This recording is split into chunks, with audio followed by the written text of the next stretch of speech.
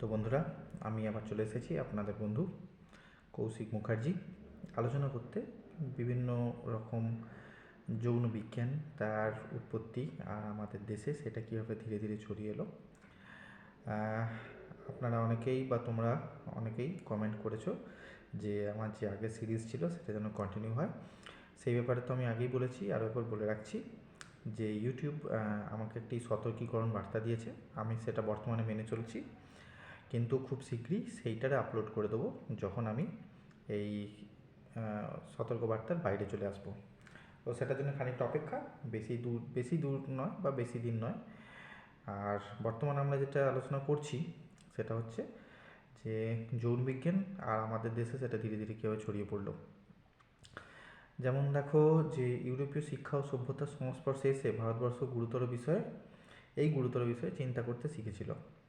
দুর্ভাগ্যবশত আমাদের দেশে এমন এক শ্রেণীর লোক আছে যারা মানে যা ইউরোপের তাহাই নিঃসন্দেহে গৃহীত হবে আমাদের এরকম মনে করে। আবার এক শ্রেণীর লোক আছে যারা যা কিছু ইউরোপের তা বর্জনীয় বলেই মনে করে। বলা বাহুল্য, এই দুই দলের কোনোরই যৌন বিজ্ঞান সম্বন্ধে তাদের কোনো অতিরিক্ত আগ্রহ কোনোদিন সুযোগ পায়নি বা দেখায়নি। কারণ যৌন বিজ্ঞানে ফ্যাশনের বস্তু নয়, ইহা মানব জীবনের সর্বাপেক্ষা সত্যিকার বিজ্ঞান। বিজ্ঞান তো বহু প্রকারের হয়, তাই না? কিন্তু যৌন বিজ্ঞান মানে হচ্ছে জীবন বিজ্ঞান। জীবনের সঙ্গে আর কোনো বিজ্ঞান শাখার বোধহয় এমন প্রত্যক্ষ ও ঘনিষ্ঠ সম্বন্ধ নাই। এই প্রত্যক্ষতা ও ঘনিষ্ঠতার হিসাবে অতি প্রয়োজনীয় যে চিকিৎসা বিজ্ঞান, যৌন বিজ্ঞানের তুলনায় তাহাও পরোক্ষ ও অঘনিষ্ঠ প্রতীয়মান হবে। কারণ চিকিৎসা বিজ্ঞানের ভিত্তি মানুষের কৃত্রিম অবস্থা, তাহার রোগ, আর যৌন বিজ্ঞানের ভিত্তি মানুষের সর্বাপেক্ষা সত্য অবস্থা, তাহার সৃষ্টি। তথাপি সমস্ত শিক্ষা মন্দিরে যৌনতত্ত্ব অসঙ্গত অনাদর ও অবহেলা পাইয়া আসিয়াছে। কলেজের ছাত্ররা মনোবিজ্ঞানে অহরহ কত ইলিউশন এবং হ্যালুসিনেশনের তত্ত্বকথা মুখস্থ করিতেছে, কিন্তু যৌনবোধের মতো অত কঠোর মানসিক সত্য সম্বন্ধে কোনো কথা তাহাদের অত বড় বিরাট মনোবিজ্ঞানের কিতাবের কোনো পৃষ্ঠায় খুঁজিয়া পাওয়া যায় না। মনোবিজ্ঞানের বিরাট বিরাট গ্রন্থের ভূমিকা হইতে আরম্ভ করিয়া শেষ পৃষ্ঠা পর্যন্ত গভীর মনোযোগের সহিত পাঠ করিলে পাঠকের মনে হইবে যৌনবোধ মানব মনের কোনো অংশই তো নহে, উপরন্তু স্মৃতির আয়ত্ত কোনো যুগের মানুষের মনে ওই যৌনবোধ ছিল না। অথচ ওই সমস্ত গ্রন্থলেখক মনোবৈজ্ঞানিকগণ ভালো করিয়াই জানেন যে যৌন মনোবৃত্তি মানুষের তীব্রতম মনোবৃত্তি। মনোবিজ্ঞান সম্বন্ধে যাহা সত্য, স্বাস্থ্যবিজ্ঞান সম্বন্ধেও অবিকল তাহাই সত্য। উন্নত ধরনের সমস্ত চিকিৎসা গ্রন্থে আদ্যন্ত পাঠ করিয়াও পাঠক যৌনতত্ত্ব সম্বন্ধে কোনো উপদেশ পাইতেছেন না। পৃথিবীর ওজন কত লক্ষ টন, পৃথিবীতে থেকে সূর্যের দূরত্ব কত লক্ষ মাইল, খ্রিস্টপূর্ব কত শতাব্দীতে কোন রাজা কোন জঙ্গলে কত বড় প্রাসাদ নির্মাণে কত টাকা খরচা করেছিলেন প্রভৃতি ব্যবহারিক জীবনের অপ্রয়োজনীয় শত কথা আমাদের শিক্ষার্থীগণকে মুখস্থ করাইয়া তাহাদের মস্তিষ্ক ও স্মৃতিশক্তিতে পীড়িত করা হচ্ছে। কিন্তু হস্তমৈথুন, পুংমৈথুন, বেশ্যাগমন ও মদ্যপানের ভীষণ অপকারিতার হাত হতে বালক ও যুবকগণকে রক্ষা করা, অনিয়মিত জন্মের অন্ধ প্রকৃতির হাত থেকে পিতামাতাকে রক্ষা করে যৌন জীবনকে সুষ্ঠু ও সুন্দর নিয়মিত করবার কোনো চেষ্টা বা গবেষণা হইতেছে না। এ উপেক্ষা ও অবহেলা আমাদের সামাজিক জীবনে কি সাংঘাতিক প্রতিক্রিয়ারূপে আত্মপ্রকাশ করেছে তা কি আমরা বুঝতে পারছি? প্রকৃতি স্রষ্টার নিয়মের অধীন, স্রষ্টা স্বয়ং সে নিয়ম লঙ্ঘন করেন না। যাহারা স্রষ্টা সেই নিয়ম লঙ্ঘন করে, প্রকৃতি তাহাদের উপর ভীষণ প্রতিশোধ লইয়া থাকে। স্রষ্টা আমাদিগকে যে জ্ঞান ও বিচার বুদ্ধি দান করিয়াছেন, যেক্ষেত্রে আমরা তাহা সদ্ব্যবহার না করিয়া স্রষ্টার সুস্পষ্ট নির্দেশ অমান্য করিব, প্রকৃতির নির্দয় ও নিষ্ঠুরভাবে সেখানে আমাদের জন্য চরম শাস্তির ব্যবস্থা করবে। যৌন ব্যাপার প্রকৃতির একটা বিরাট রহস্য। এই রহস্য উদ্ঘাটনে প্রকৃতির দান, জ্ঞান ও প্রজ্ঞাকে আমরা নিয়োজিত না করায় আমাদের ধর্মীয়, নৈতিক ও সামাজিক জীবন বিষাক্ত হয়ে উঠেছে। আমাদের সমাজ দেহের সর্বত্র অগণিত বিস্ফোরণ দেখা দিয়েছে। মানুষের জননেন্দ্রিয় তাহার রসনার ন্যায়ই দুটি বিপরীত গুণের অধিকারী। মানুষের এই দুটি প্রত্যঙ্গই চরম শুভ ও চরম অশুভ কার্য সাধনে সক্ষম। রসনা সম্বন্ধে আমরা যে বৈজ্ঞানিক সাবধানতা অবলম্বন করিয়াছি, জননেন্দ্রিয় সম্বন্ধে তাহা করি নাই। রসনা মানে রান্না বান্নার কথা বলা হচ্ছে, তাহার ফল আমাদিগকে ভোগ করতে হচ্ছে। যেখানে রহস্য সেখানে ঐশী শক্তি আরোপ করা মানুষের সাধারণ মনোবৃত্তি। যৌনক্রিয়া সাধারণ ব্যাপার হইলেও মানব সৃষ্টি একটা রহস্যপূর্ণ ঘটনা। সুতরাং যৌন ব্যাপারে মানুষের সাধারণ অজ্ঞতার সুযোগ গ্রহণ করিয়া অনেক ভণ্ড তপস্বী ধর্মের নামে যৌন স্বৈরাচার সাধন করিয়া গিয়াছে। বিভিন্ন জাতির ধর্ম মন্দিরে ধর্মের নামে যে বেশ্যাবৃত্তি যুগ যুগান্তর ধরিয়া চলিয়াছে, ইহা দ্বারা বুদ্ধিমান ভণ্ডেরা যে শুধু নিজেদের কাম লালসা তৃপ্তি সাধন করিয়াছে তাহা নহে, সাধারণ মানুষের ধর্ম ধারণাকে নিতান্ত নিম্নস্তরে নামাইয়া দিয়া গিয়াছে। স্ত্রীকে মৃত স্বামীর সহিত দগ্ধ করিয়া জীবন্ত সমাহিত করা, কন্যাকে হত্যা করা, ঈশ্বরকে দেহদানের নামে ধর্মযাজক বা মঠাধিকারী শয্যাসঙ্গিনী হওয়া, সন্তান লাভের আশায় মন্দির বিশেষে পরপুরুষের অঙ্কশায়িনী হওয়া, স্বামীর পদতলে স্বর্গের অবস্থিতি হেতু পুরুষের সহস্র অত্যাচার নীরবে সহ্য করা ইত্যাদি সহস্র যৌন অনাচার ধর্মের নামে চলিয়াছে।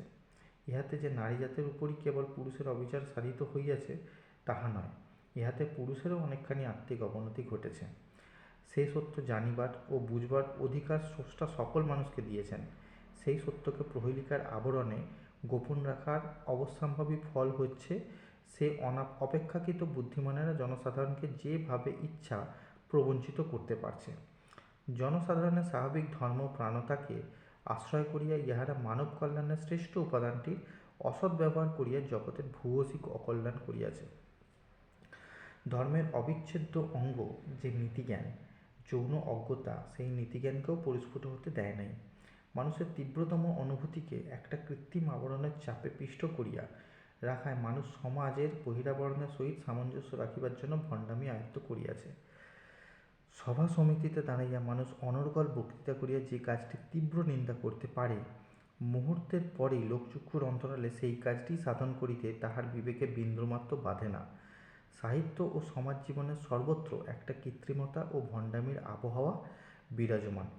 সমাজ ও রাষ্ট্রজীবনের মূল ভিত্তি যে সত্যবাদিতা, সরলতা, সততা, স্পষ্টবাদিতা, মানব চরিত্রের সেই মহৎ গুণসমূহ আজ বিরল হইয়া পড়িয়াছে। বলা বাহুল্য, যৌন জীবনের কৃত্রিমতা ও ভণ্ডামি মানবের কর্মজীবনের সকল স্তরে সংক্রামিত হচ্ছে। আমাদের সমাজ জীবনের ভণ্ডামি ও মিথ্যাবাদিতার এতটাই প্রাদুর্ভাব হয়েছে যে বলে যে সে জীবনে মিথ্যা কথা বলে নাই সে যেমন ভণ্ড, তেমনি যে বলে সে জীবনে ভণ্ডামি করে নাই সে তেমনই বড় মিথ্যাবাদী। সমাজ জীবনে এই অজ্ঞতার কুফল আরও শোচনীয় আকার দেখা দিয়েছে। দাম্পত্য অশান্তি হতে আরম্ভ করিয়া বিবাহ বিচ্ছেদ, ব্যভিচার, বলাৎকার, ভ্রূণহত্যা, আত্মহত্যা, বেশ্যাবৃত্তি, মদ্যপান পর্যন্ত সমাজ অঙ্গের সহস্র প্রকারের দুঃসাধ্য ও যন্ত্রণাদায়ক ব্যাধির নিদান হচ্ছে এই যৌন অজ্ঞতা। রাষ্ট্রক্ষেত্রে এই অজ্ঞতার কুফল বোধ হয় সর্বাপেক্ষা শোচনীয় ও মারাত্মক হয়েছে। যৌন অজ্ঞতার ফলে সিফিলিস, গনোরিয়া, কুষ্ঠ প্রভৃতি জঘন্য ব্যাধিতে সমাজ দেহ জর্জরিত হয়ে গিয়েছে। বিরাট মানবজাতির একটা বিপুল অংশ আজ ওই সমস্ত ব্যাধিতে আক্রান্ত হয়ে নিজেরা তো পঙ্গু হয়ে আছেই, উপরন্তু সমস্ত রাষ্ট্রীয় আইন লঙ্ঘন করিয়া অহরহ ওই সমস্ত ব্যাধি বিস্তার করিয়া বেড়াইতেছে। এই সমস্ত যৌন ব্যাধি মানুষের শক্তি ও আয়ুর উপরে ভীষণভাবে ক্রিয়া করিতেছে। তরুণদের মধ্যে শতকরা একজনও পাওয়া যাইবে না যে হস্তমৈথুন অথবা পুংমৈথুনে অভ্যস্ত হয় নাই। ইহার ফলে মানব সমাজের এই ভাবী পিতৃমাতৃগণের সকলেই স্বাভাবিক স্বাস্থ্য হইতে বঞ্চিত। এই সমস্ত স্বাস্থ্যহীন ও ব্যাধিগ্রস্ত ছেলেমেয়ে ভবিষ্যতে যে সমস্ত সন্তানের জন্মদান করবে তারা স্বভাবতই দুর্বল, অল্পায়ু ও ব্যাধিগ্রস্ত হয়ে থাকবে। আমাদের দেশে শিশু মৃত্যুর ভয়াবহ গড়পড়তার কারণ এটাই। সুতরাং যৌন ব্যাধির ফলে মানব সমাজের যে বিরাট অংশ আজ নানাবিধ জঘন্য ও শক্তিনাশক ব্যাধিতে আক্রান্ত হইয়া জগৎকে নিরানন্দ ও রাষ্ট্রকে বিপন্ন করিতেছে, তাহাদের জীবন মানব কল্যাণকারী সমাজ বৈজ্ঞানিকগণের সম্মুখীন জটিল সমস্যা উপস্থিত করিয়াছে। তাহারা সাধারণভাবে জন্ম নিয়ন্ত্রণ ও ব্যাধিগ্রস্ত লোকেদের জনন নিরোধের কার্যক্রম লইয়া গবেষণা করিতেছেন। এই সমস্ত গবেষণার ফল জনসমাজে প্রচার না হওয়া পর্যন্ত মানবজাতির কল্যাণ হবে না। আমরা উপরে যৌন অজ্ঞতার কুফলের কথা খুব জোর গলায় বললাম বটে, কিন্তু দুর্ভাগ্যবশত যৌন শিক্ষা বিস্তারের কথা ততটা জোর গলায় বলতে পারছি না। কারণ যৌনতত্ত্বকে বিজ্ঞানরূপে আলোচনা করবার পক্ষে যতখানি বিপদ আছে, অন্যান্য শিক্ষণীয় ব্যাপারের মধ্যে ইহার শিক্ষাদান কার্যে তদপেক্ষা অধিক বিপদ আছে। যৌনবৃত্তি মানবের সর্বাপেক্ষা তীব্র বৃত্তি একথা বলেছি, কিন্তু ওই সঙ্গে একটা কথাও বলা দরকার যে ওই বৃত্তি ক্ষুধা, তৃষ্ণার মতো সাধারণ বৃত্তিও বটে। শিশু সমাজকে বাদ দিলে এই কথাও নিঃসন্দেহে বলা যেতে পারে সমস্ত মানুষেরই কোনো না কোনো প্রকারের যৌন অভিজ্ঞতাও আছে। সুতরাং যৌনতত্ত্বের আলোচনা হতে যৌনবোধকে পৃথক করা একদম অসম্ভব। মানুষের এই সাধারণ দুর্বলতার সুযোগ গ্রহণ করে সমস্ত সভ্যজাতির সাহিত্যে যৌনশাস্ত্রের নামে এবং বেনামিতে যে বিষাক্ত রাবিশের স্তূপ সৃষ্টি হয়েছে, আমরা সেদিকে দৃষ্টি নিক্ষেপ না করে পারছি না। যৌন বিষয়ক পুস্তকাদির ওপর আধুনিক সুসভ্য রাষ্ট্রসমূহের যেমন সেন দৃষ্টি দর্শন করিয়া অনেক সরলপ্রাণ যৌনতাত্ত্বিক দুঃখের দীর্ঘশ্বাস ত্যাগও করেছেন। ফরাসি যৌনতাত্ত্বিক ডক্টর মাইকেল ডি মন্টেন 1828 খ্রিস্টাব্দে বিরক্ত হয়ে বলেছিলেন, ইহা কিরূপে সম্ভব হইতেছে যে যৌনক্রিয়ার মতো স্বাভাবিক, প্রয়োজনীয় ও ন্যায়সঙ্গত কার্য সম্বন্ধে কথা বলতে আমরা লজ্জাবোধ করি এবং ওই সম্বন্ধে আমরা গম্ভীরভাবে এবং যুক্তিসঙ্গতরূপে আলোচনা করতে পারি না। আমরা নরহত্যা, চৌর্যবৃত্তি, বিশ্বাসঘাতকতা সম্বন্ধে প্রকাশ্যভাবে আলোচনা করতে পারি, কিন্তু যৌন ব্যাপারের ন্যায় স্বাভাবিক কার্য সম্বন্ধে স্বচ্ছন্দে কথা বলতে পারি না। কিন্তু কেন পারি না, কিভাবে পারবো, এবং এটা আমাদের জীবনে কি অ্যাকচুয়াল যে কি জ্ঞান সেটা আমরা এখনও পাইনি, সেটা সম্বন্ধে আমি পরের এপিসোডে আলোচনা করব। ঠিক আছে বন্ধুরা, তোমরা আমাদের চ্যানেলটাকে সাবস্ক্রাইব করবে, কমেন্টস করবে আর শেয়ারও করবে, যাতে এই যে যৌন বিজ্ঞান সেটা সবার মধ্যে আমরা ছড়িয়ে দিতে পারি, যাতে আমরা যখন কোনো রকম যৌনক্রিয়ার মধ্যে জড়িয়ে পড়ব তার জন্য সঠিক লাভটা আমরা তুলতে পারি, সঠিকভাবে আমরা যেন প্রক্রিয়াটা সম্পন্ন করতে পারি। কারণ এ সম্বন্ধে নিতান্তই আমাদের জ্ঞান খুবই কম, তা আমরা যত রকমই ব্লু ফিল্ম দেখি না কেন। ঠিক আছে, অতএব দেখা হচ্ছে পরের পর্বে। ততক্ষণ পর্যন্ত আমার চ্যানেলটা সাবস্ক্রাইব অবশ্যই করে রাখো, যাতে কালকে যখন আমি নতুন ভিডিও দেবো সেটা যেন সঙ্গে সঙ্গে তোমার ফিডে চলে আসে। আজকের জন্য এটুকুই, রাখছি।